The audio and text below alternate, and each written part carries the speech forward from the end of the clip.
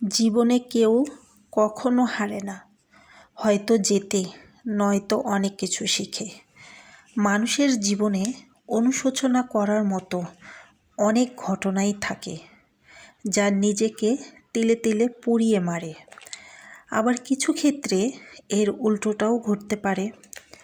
অনুশোচনার দহনে খাঁটি সোনা হয়ে উঠতে পারে। আসলে সবটুকু নির্ভর করে ব্যক্তির দৃষ্টিভঙ্গির ওপর। আসলে সে কি করবে? সে নিজেকে পরিবর্তন করবে না ঠিক আগের মতনই থাকবে? তাকেই সিদ্ধান্ত নিতে হবে। সে যদি চায় আমি পরিবর্তন হব, তাহলে সে পরিবর্তন হতে পারে। আর সে যদি মনে করে আমি যা আছি তাই থাকব, তাহলে ঠিক তাই থাকতে পারে। আসলে তার দৃষ্টিভঙ্গির ওপরেই নির্ভর করে সে কি করবে, সে নিজেকে পরিবর্তন করবে কি না। আমি মনে করি কেউ ভুল করলে ভুলটা শুধরে দেওয়া উচিত, না হলে ভুলটা দিন দিন বাড়তেই থাকে। অন্য কেউ যদি তার ভুলটা শুধরে দেয়, তাহলে সে নিজে বুঝতে পারে এটা আসলেই ভুল, এটা আর করা যাবে না। জীবনে কেউ কখনো হারে না, হয়তো জেতে, নয়তো শেখে। মানুষের জীবনে মানুষ অনেক কিছু শিখতে পারে। আমি যদি মনে করি এই হারটা থেকে আমি অনেক কিছু শিখব বা শিখেছি, তাহলে তাই। মানুষের শেখার কোনো শেষ নাই, বয়সও নাই।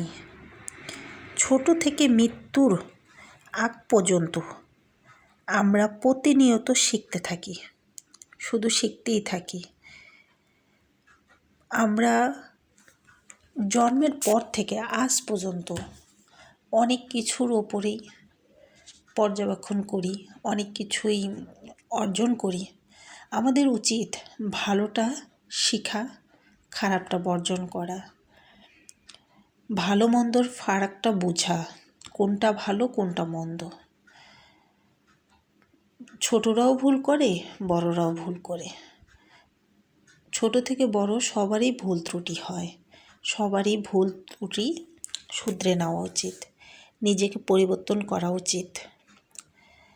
আসলে এই কথাগুলো আমার নিজের জন্য যেমন প্রযোজ্য, অন্যের জন্যও প্রযোজ্য।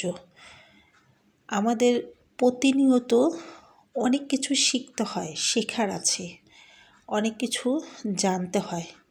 আমরা যদি মনে করি আমরা শিখব, তাহলেই আমরা একদিন অনেক সফল হব। আর যদি এড়িয়ে যাই, তাহলে আমরা কিছুই জানতে পারবো না।